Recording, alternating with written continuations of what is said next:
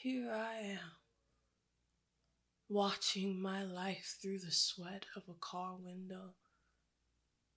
Mosquito net eyes, a sediment-like aftertaste in my mouth. The back of my tongue is a parking lot of backwashed ash, dust, sand. I want what I am owed. The salted thorn-whipped air, the far-off drum, the unclouded water, my patrimony. I miss myself. Our long melancholy, our little ghosts, the way we used to cry. Now, within this summer's last stand, when the dry season comes, the stone fruits will raisin, and I will still be here and gone.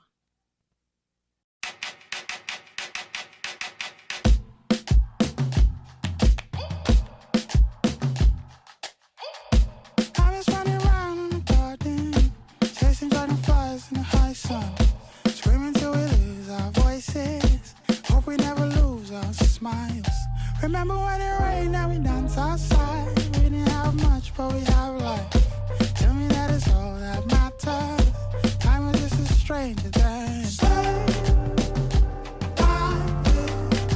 I will ever change. Say, I will ever change. I wish the water spit more slowly.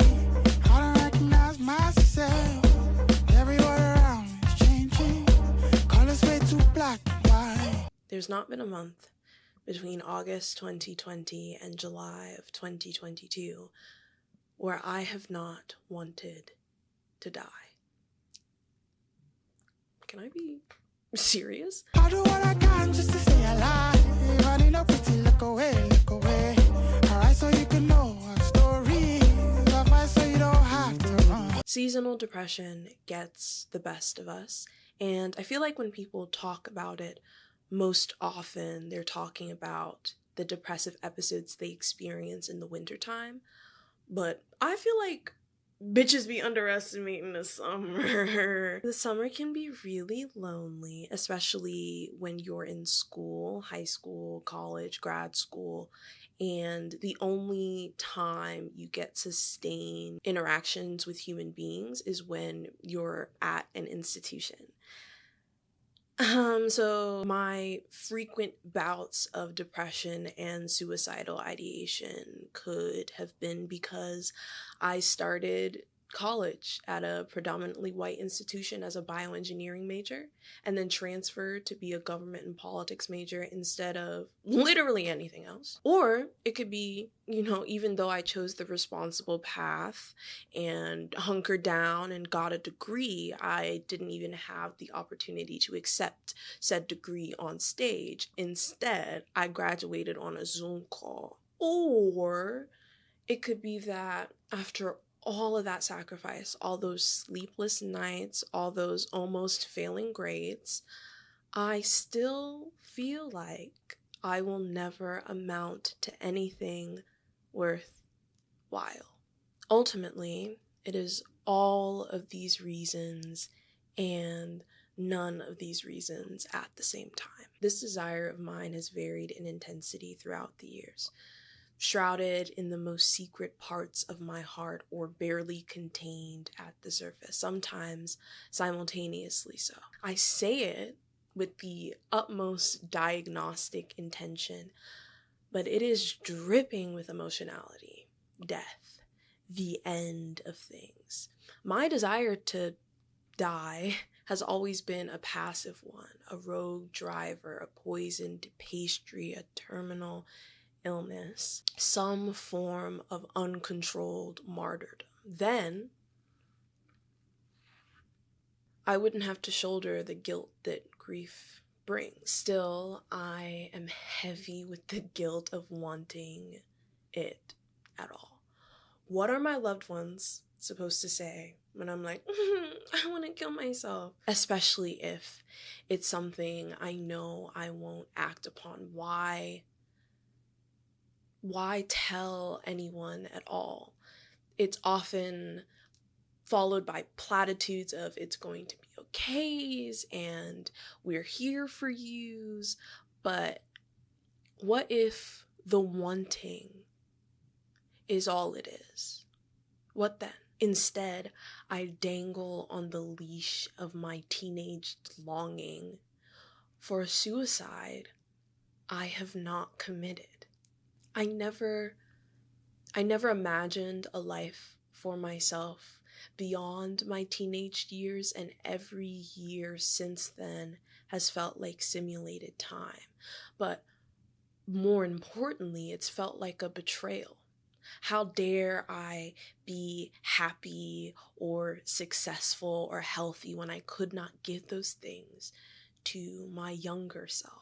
I've abandoned my childhood bedroom and most of its proclivities, the studded belts, the pink lock on my electric diary, the hate I had for myself, the dreams of something more. Now the something more has come and I cannot let myself go. I am haunted by myself.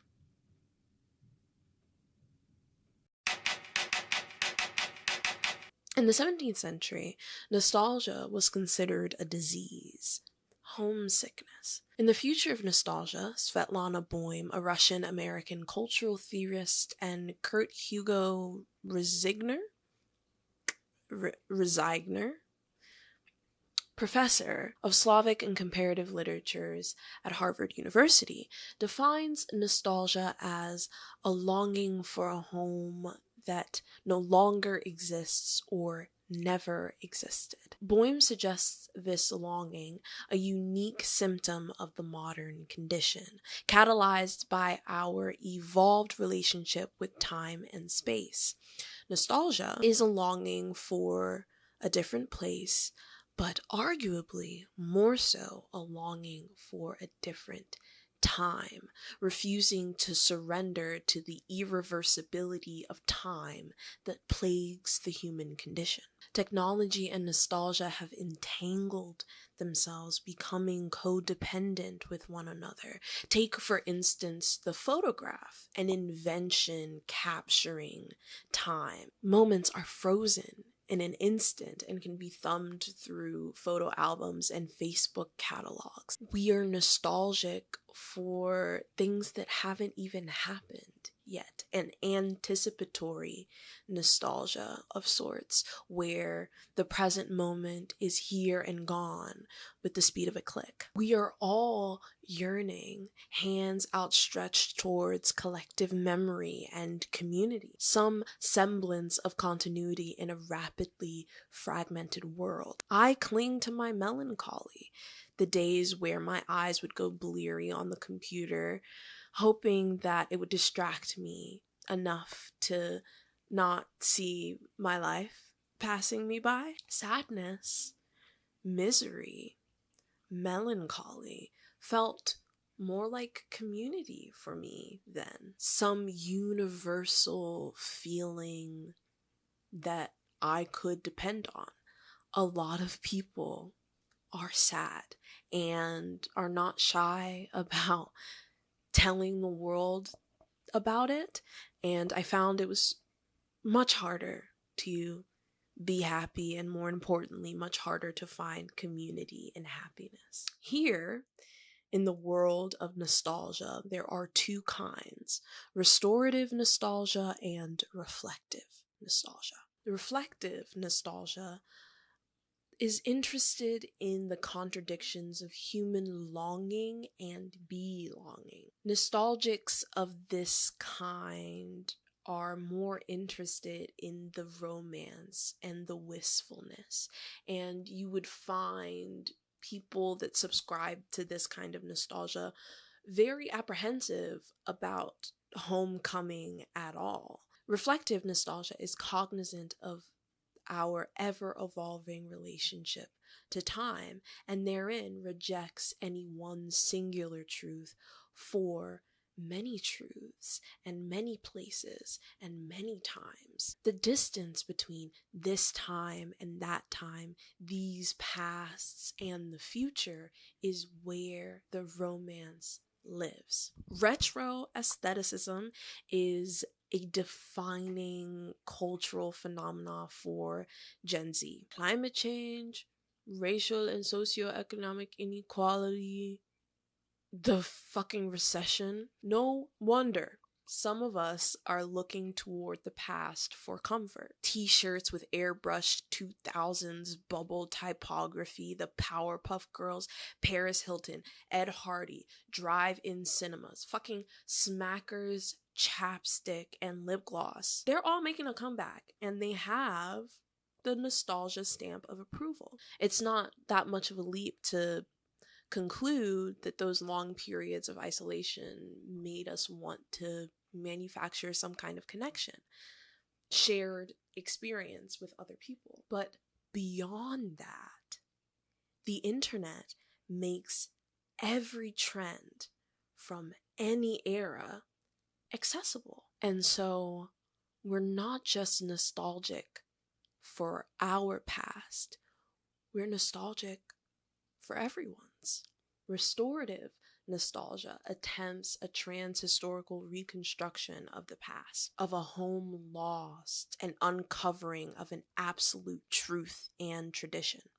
It lives at the core of religious, conservative, nationalist revivals, a return to morality, values, and conspiracy. This kind of nostalgia thrives on the dichotomy of good and evil, a conspirator and an uncoverer, some mythical alien enemy.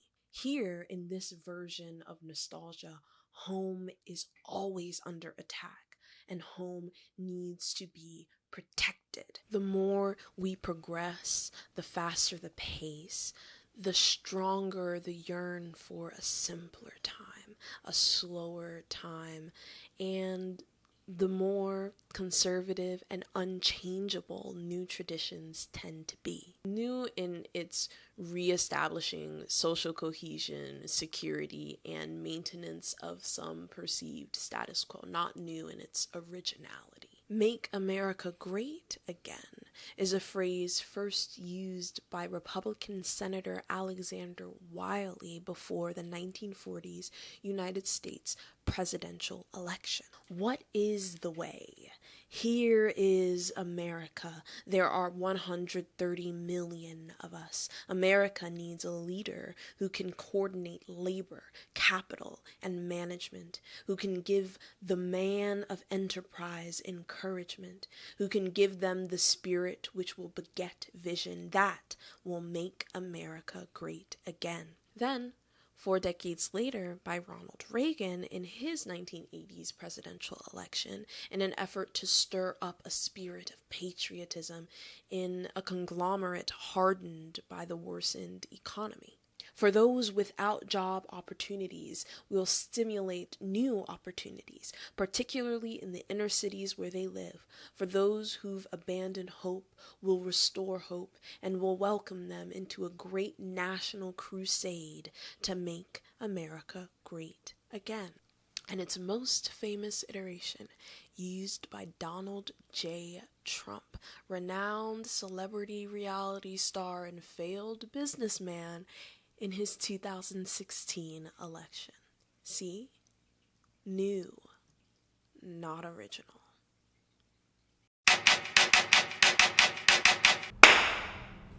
Hi, my name is Maud, aka The Dainty Funk, and today is my 24th birthday. I am currently in Ghana. I got here June 16th, and it is currently July 2nd, and I am in my family home.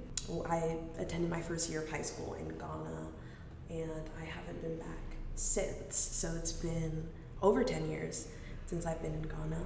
I celebrated my 13th birthday in Ghana, and now I'm celebrating my 24th. It's a bit unreal. I'm getting ready for the day. We're doing like a little mini cookout celebration thing. Let's get into it. The last time I did one of these videos was why I left social media explanation. And in a similar event, I've been absent from social media since end of April, beginning of May. It's been real. Ended up working in the NYU FAFSA office for a couple of weeks in April. I just really needed consistent income. And the influencer dollars just weren't racking up like they needed to be. So I got a real boy job and I hated it.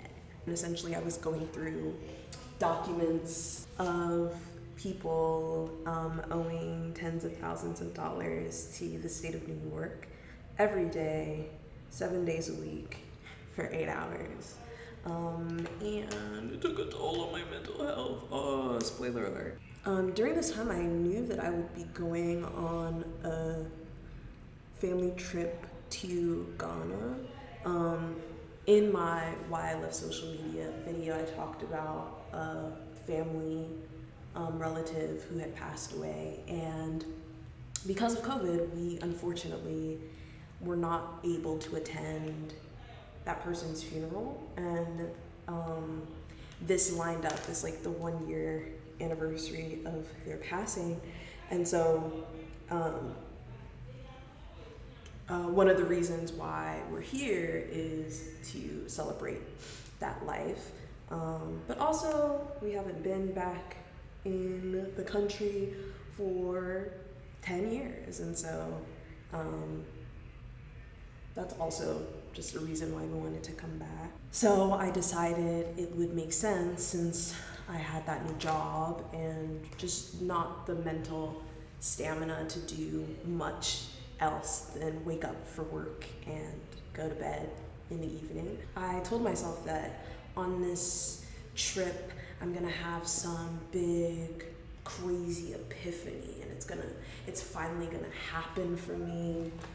I'm gonna understand why I'm here, what my purpose is, and that didn't happen. I think the nature of epiphany is that they come when you're not expecting them, which I guess is a little epiphany in and of itself.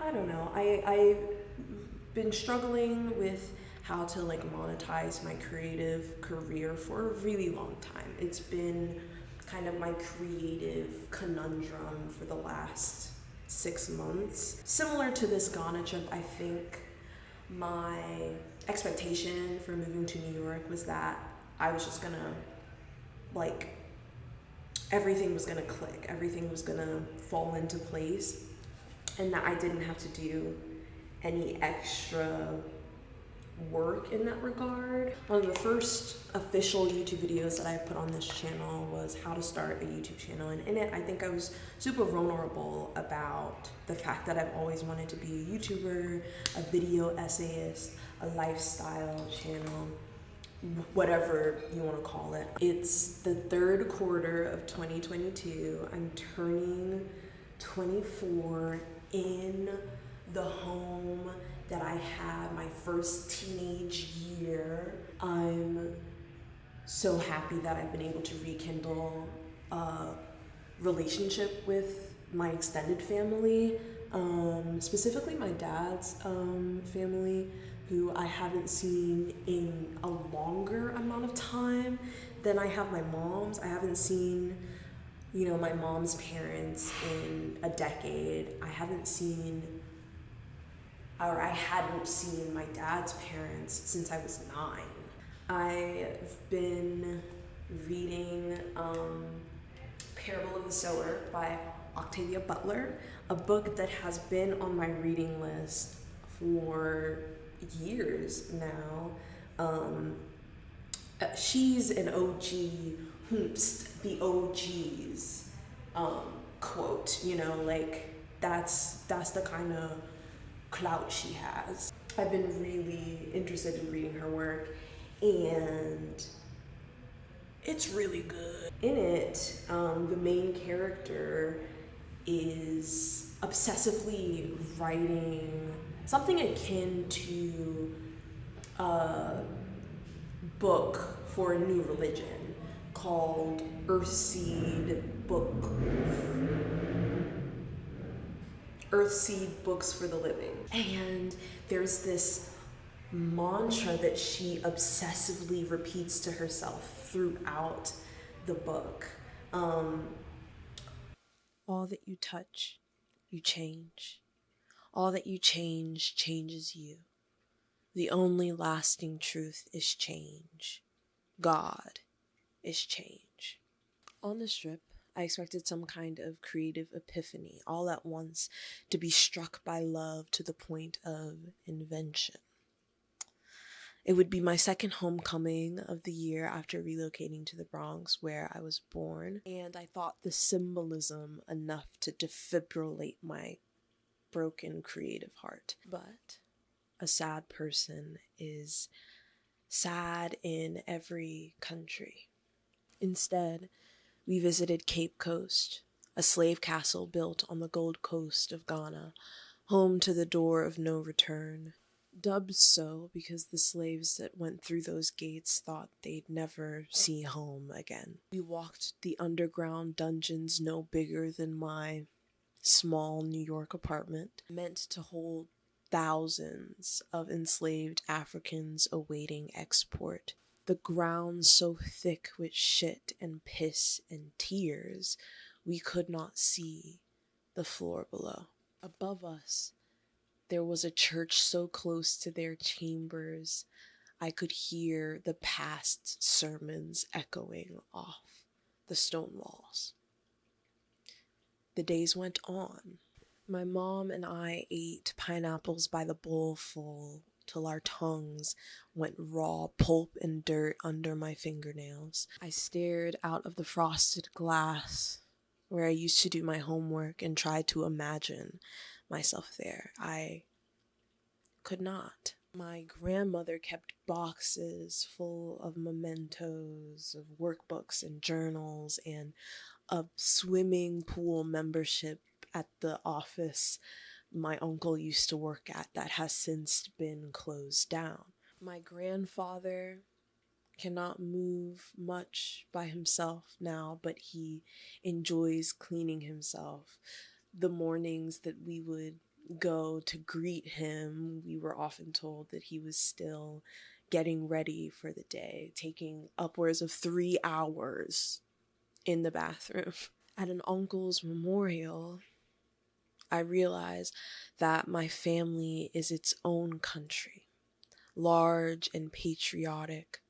Dressed in all white, we covered the funeral grounds, wet with tears and sweat. We sprayed his grave with perfume, and for the first time since his death, I was overcome with a circular grief by his scent and his absence. I turned 24 in the same house I celebrated my 13th birthday. All of us, house, country, family, changed by a decade. Instead of finding inspiration, I found out what a small thing we are, to be changed so easily with such little time. During this hiatus, I read Octavia Butler's duology, Parable of the Sower and Parable of the Talents. Highly recommend. The story follows Lauren Almina, a woman born in 21st century California, wrapped with climate catastrophe, wealth disparity, violence, slavery, and a Christian fundamentalist president seeking to return America to prestige that uses the slogan, "Make America Great Again." So like nothing like our 21st century America, like so different from our America right now. Alamina grew frustrated with the passivity of the adults in her life, certain that eventually they would go back to the way things were, a past that Alamina only knew through its retelling. In this dystopian America that's nothing like our current America, Alamina creates Earthseed, Books of the Living, a new religion based on the belief that God is change and that humanity can shape God to their own benefit. She strips God of his traditional monotheistic, omnipresent vibe and instead makes him an uninterested force that can be harnessed through the power of hard work, determination, and community. Most importantly, community. All of a sudden, my grandfather's vanity, the frosted glass, the dilapidated office we used to go swimming in, my grandmother's bucket of heirloomed jewelry, even my uncle's death anniversary, all an act of change, an act of God. At first, I didn't find a lot of comfort in a God that didn't love me or was uninterested in what was going on in my life, because I feel like the appeal for a lot of organized religion is that we are beholden to some all-powerful, all-seeing being, and we can therein give all of our worries and misgivings and hopes and dreams to this all-powerful being. But I think I find now more comfort in an uninterested power or force that I can use to my advantage, as opposed to a God that does love us and lets us suffer so needlessly. Everything changes. Is this a threat? A comfort? A God that I can shape? A God that shapes me? This mutual power moving between the two of us. The me that is changed and the change that changes me. A mutual symbiosis of changing and being changed over and over and over again. I believe it because I have lived it already. I changed without even meaning to. I turned 24. I moved to New York. I write poems, and I would not have thought myself a poet at 24 when I was 13 years old. I've changed so much, and sometimes it feels like I barely fit inside myself. I am alive despite myself. I am changed despite all my holding on. The world is better for it. It has to be. There's no going back.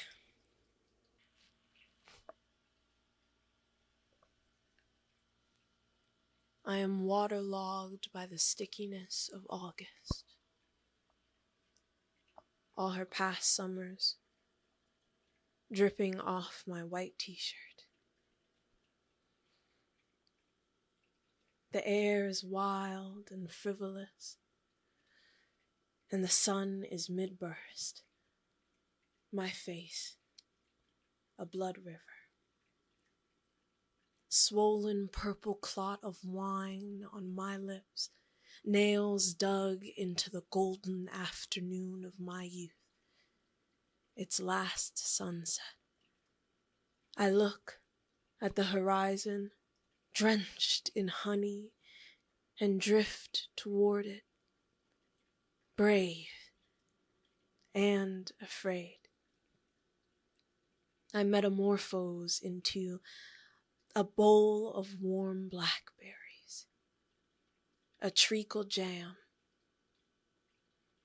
prickly with salt and history. Here at last, drinking in Son, I want to live deliberately, not so much with purpose.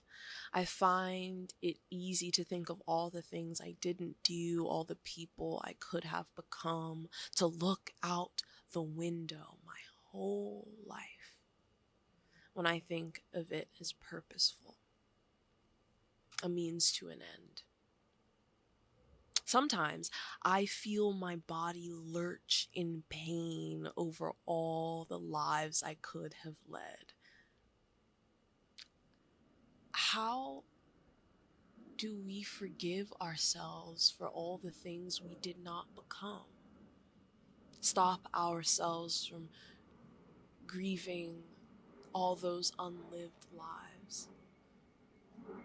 I want to live deliberately. Instead of being so bogged down by the sin of memory, memory is the closest thing we have to ghosts, and we are still here, alive. For all my wanting to die, I am alive. And so I want to live deliberately, not in the hearts I'll leave behind or in progeny or legacy. I will listen to the old brag of my heart. I am. I will hold this life with these two hands and make something of it, if only to be alive and something for myself. I want to live deliberately, so I will. The world is fading all around you, and everything is upside down. Every day you start to notice, every day breaks my heart. You're too precious, all your questions, parables that don't make sense. You wish that you were big like me, I wish that I could see like you.